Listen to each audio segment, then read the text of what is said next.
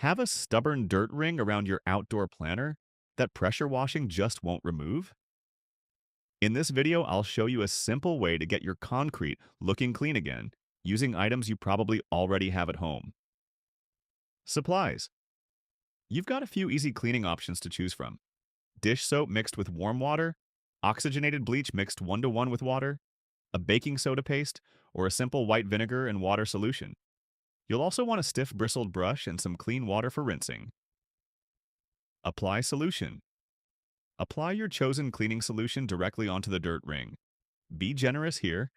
You want to fully soak the stained area so the cleaner can penetrate the built-up grime. Let sit. Let the solution sit for about 10 minutes. This dwell time helps loosen the dirt and mineral residue that pressure washing often leaves behind. Scrub. Now take a stiff bristled brush and scrub the area thoroughly. Work in circular motions and apply firm pressure as needed to lift the stain from the concrete surface. Rinse. Once you've scrubbed the ring, rinse the area with clean water. If you still see any remaining discoloration, simply repeat the process or try one of the alternate cleaning solutions. And that's it. Clean concrete and no more unsightly planter ring.